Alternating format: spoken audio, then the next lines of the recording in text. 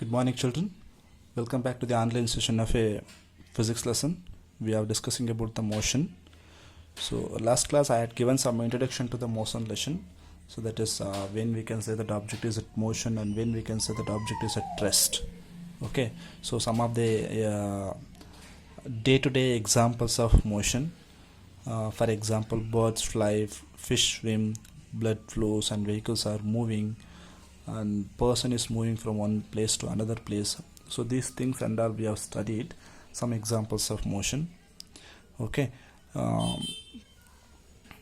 Then most motions are, we are having a indirect evidences. So we don't have a direct evidences, we are having indirect evidences. For example, motion of air we can't able to observe that by directly. We can observing the movement of dust and movement of leaves, and we can say that air is moving. So that will be the indirect evidences that we have understood that, and we have studied about different types of the motions, that is motion in a straight line, motion in a circular motion we have studied, and then oscillatory motion. Okay, then combination of all these things. So these are all the types of motions, that is also we have discussed about in the last class. Okay, so in this class we will go for describing the motion, how to describe the motion. Okay, so let us say we describe the location of an object by specifying a reference point. Okay, if you want to describe a motion, okay, we should specify the location of an object by specifying the reference point. We should have some reference point. If I say that the object is moving, if I keep the object here, suppose pen will be the object, if I keep the object here, it is at rest. So when I can say that this pen is moving, in the sense, if I keep at some reference point, at when time changes, if it is changing its position from this point, reference point to this point, then I can say that the pen is moving. Okay, so this is about the describing the location of an object. I need to locate the object by specifying a reference point. Okay, so that is about the first line. Let us understand this by an example. Okay, they have taken one example for that. Let us assume that the school in a village is 2 km north of the railway station. There is a school, okay, which is at in the direction of north, which is at 2 km north of the railway station. So which will be the reference point now? The railway station will be the reference point now. I should take the reference point. So it is from the railway station, the school will be 2 km in the north direction. We have specified the position of the school with respect to the railway station. Now let us see that we have specified the position of the school. We have a school at 2 kilometers. Okay, so we have a two reference point. If I take one will be the source and another will be the destination, or one will be the origin and other one will be the destination, right? So now here it is, if you are moving from railway station to the school, then railway station will be the origin or source. Okay, so when you are going to move and when you are where you are going to reach, you are going to reach the school. Now school will be the destination point. Now we have to describe the position or location of an object, right? So in this example, the railway station is the reference point. Okay, we could have also chosen other reference point according to our convenience. Okay, we could have also chosen other reference point according to our convenience. Okay, so one reference point will be the railway station, the other reference point will be here, it is school. Okay, now we can choose the other reference points according to our convenience, we can choose it. Okay, therefore to describe the motion, to describe the position of an object, we need to specify a reference point called the origin. So to describe the position of an object, if you want to describe the position of an object, we need to specify the reference point called the origin. So we should have some origin point. Okay, so let us go for next concept, that is motion along a straight line. Okay, while studying, first we are going to study with motion along a straight line, then we are going to study about motion along a circular path. Okay, so here let us start with motion along a straight line. we know that what is distance. We have learned that what is distance. Okay, here we are having a displacement. We are having one more new concept, physical quantity, which is displacement. Okay, there is a difference between distance and displacement. Okay, so one quantity will be doesn't having a direction and other quantity will be having a direction. Okay, so let us read this. Then after reading this, let us understand what do you mean by distance and what do you mean by displacement, why these two are different to each other. So let us learn that. The simplest type of motion is the motion along a straight line. The simplest type of motion is the motion along the straight line, which is simplest type of motion. So others will be, it is a circular motion, and other than will be oscillatory motion. So out of these, the simplest type of motion is the motion along a straight line. We shall first learn to describe this by an example. Let us take one example. Consider the motion of an object moving along a straight path. So we have taken an object is moving along a straight path. It is not moving along a circular motion, it is moving along a straight path. So this will be the origin point, that is O. It will be starting from O. It will be moving along a straight line. Okay, so these are the kilometers. It will be starting from here. From here to here it is 5 kilometers, 10 kilometers, 15, 20, 25. After reaching 25 kilometers, they have marked the point C. Then 30, 35 kilometers, they have marked the point B. Then 40, 45, 50, 55, 60, 60. There will be a destination A. Okay, again if you want they can come back. Okay, so this will be the straight path. The object will be moving from origin. So this will be the destination. It can move in this way along through C and B. So that is what they have defined. The object starts its journey from O, which is treated as its reference point. So now this will be the O will be the reference point, origin point. Okay, let A, B, C represents position of an object at different instance. A, B, C are the position of the object at different instance. That means at different times, when time changes. Okay, so that will be the different position of an object. Okay, this will be the C, position of an object at 25 kilometers. It will be reaching at point C. After reaching 35 kilometers, it will be at B. It will take some time to reach from 0 to 25 kilometers. It will take some time. That will be some instance. To reach from 25 to 35, it will take some time. So that will be some different instance. At different instances, it will reach different positions, right? The object moves through C and B and reaches A. The object will be moves through C and B and reaches A. Then it will moves back along the same path and reaches C. After reaching A, it will again moves back to the C through B. In the same path, it will be moves back along the same path, reaches C through B. Okay, so what will be the reference point O?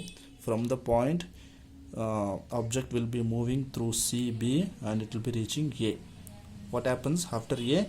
Again it will be move back along the same path and it will be reaching C through B. Okay, now where is the object? Object is at C at last. Okay, now in this concept, let us understand what do you mean by distance and what do you mean by displacement. So okay, the total path length covered by the object is, it will be traveled from O to A. O to A will be 60 kilometers. Then again it will be moves back along the same path to the C. So again A to C. A to C will be how much? Here it is 25, here it is 60. You have to subtract it. If you subtract 25 from 60, how much? That will be 35. So 0 to, or otherwise O to A, we have traveled 60 kilometer. Again A to C, we have traveled 35 kilometers. So 60 plus 35 kilometers, that is 95 kilometers. So total path length covered by the object is O to A, then again A to C. So O to A is 60 kilometer, then A to C again 35 kilometers, totally 95 kilometers. This is the distance covered by the object. This is the distance covered by the object. Understand very carefully. This is the distance covered by the object. This is what? This is the distance covered by the object. Very important quantity. This is the distance covered by the object. To describe the distance, we need to specify only the numerical value and not the direction of the motion.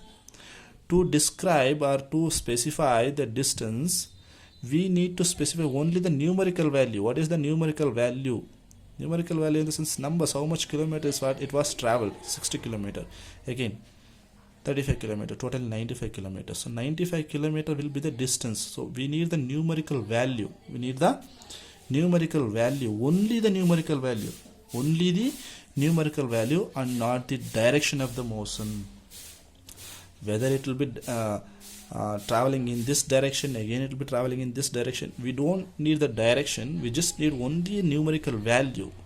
When we need only the numerical value, while finding out the distance, which is a physical quantity, we don't need the direction of that motion, we need only the numerical value of that motion, okay, and not the direction of motion.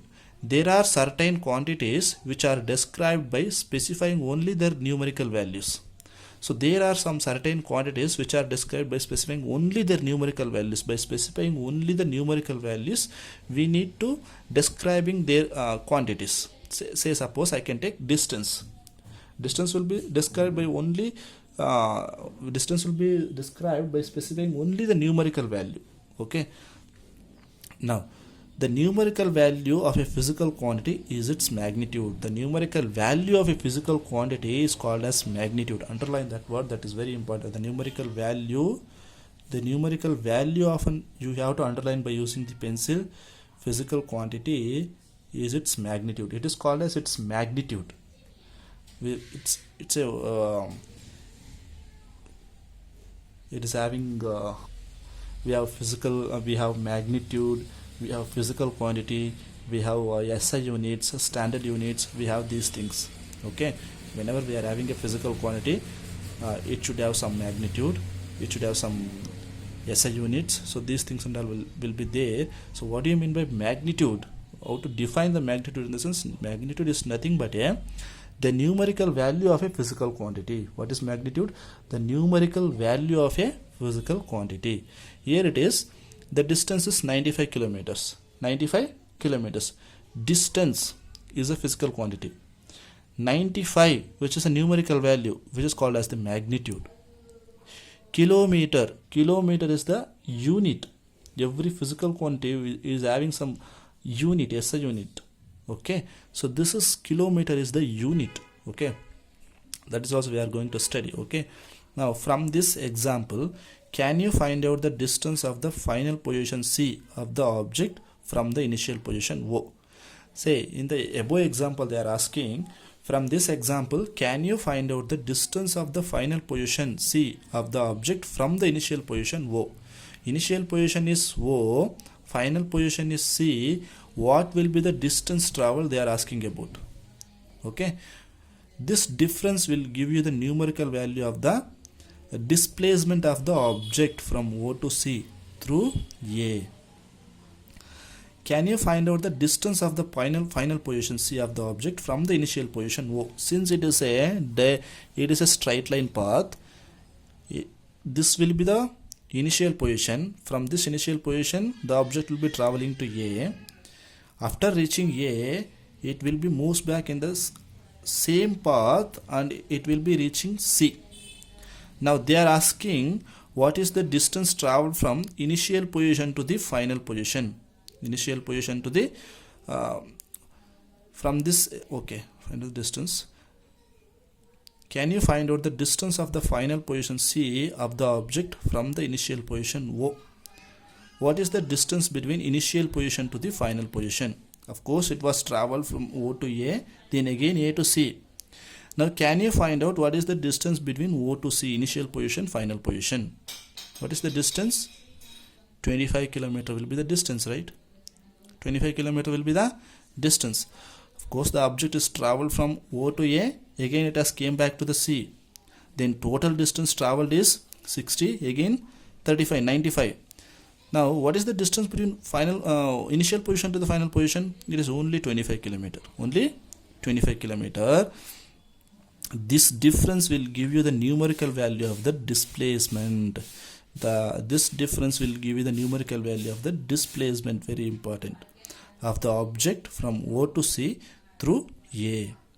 What is displacement? In the sense, it is the shortest distance measured from the initial to the final position of the object is known as the displacement. Now this is displacement. O to C, the shortest distance between O to the C, because it is initial position, it is final position, that is the displacement. What is the distance traveled of an object? In the sense, O to A, again A to C, that is 60 kilometers, 60 plus 5, 95 kilometers will be the distance traveled.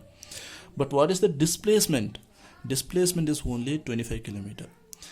And then displacement should have a direction. It should have a direction. It should have a particularly, it's having a direction. So the shortest distance measured from the initial to the final position of an object is known as the displacement. Very important, underline that. Okay.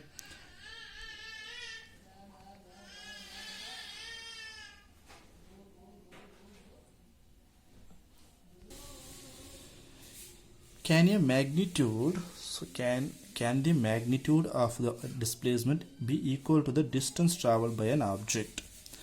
Can we say that magnitude of a displacement equal to the distance traveled? That means value of magnitude, value of displacement and value of distance, both are same or not, they are asking.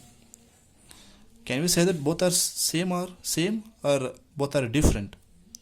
Value of distance, value of displacement, both are equal or not? Say, I had explained you already. If the object is at initial position at O, it will be traveling to A, again it will be come back to the C. Now the initial position is O, final position is C. What is the distance traveled? In the sense, it has started from O, then it will be reached to A. While traveling from O to A, it has traveled 60 km. Then again A to C, 35 km. So total 95 km. So what is the distance traveled? Total it is 95 km. It is traveled. It is the distance, magnitude of the distance. Okay. Now, what is the displacement from O to C? What is the displacement from O to C? The value of distance will be, that is the numerical value of the distance is 95 km. Okay, in this example. Whereas the displacement, the magnitude of the displacement is the shortest distance between the initial position to the final position. Initial position is 0, final position is C. The shortest distance from initial position to the final position is 25 km. So displacement is 25 km, distance is 95 km. Obviously those two are not equal. That doesn't mean that it is always distance and displacement are not equal. Sometimes it may equal also. Because if the, say suppose you take that object will be traveling from O to C only, it is not going to somewhere else and it will be reaching to C, it will be traveling from O to C only. Okay, then the distance traveled from O to C is 25 km only. The shortest distance between O to C is also a 25 km only. At that case, the distance, the numerical value of the distance and the numerical value of the displacement are same. So but always it is not true. Sometimes it may true, but always it is not true. The magnitude of the distance and magnitude of the displacement are not true always. Okay. Consider the example given in figure 8.1, that is in the above example. For motion of an object from O to A, okay, the distance covered is 60 km and the magnitude of the displacement is also 60 km. Observe that here it is 60 km. When object from traveling from O to A, if it is O is the initial point, A is the final point, then distance traveled from O to A is 60 km. Displacement is also 60 km. Here it is same. Okay. During its motion from O to A and back to B, if it is from back to B, the distance covered is 60 km plus 25 km. If O is the initial point and B is the final destination, suppose you will be traveling from A to B, then OA is 60 km, again come back to 35, it will be again you are having a 25 km, totally 85 km will be the distance, while the magnitude of the displacement is 35 kilometer only, while the magnitude of the displacement is 35 kilometer only, whereas from O to B the shortest distance is 35 kilometer only. Okay, thus magnitude of displacement 35 kilometer is not equal to the path length, which is not equal to the path length, that is distance traveled. Further, we will notice that magnitude of the displacement for a course of motion may be zero. Displacement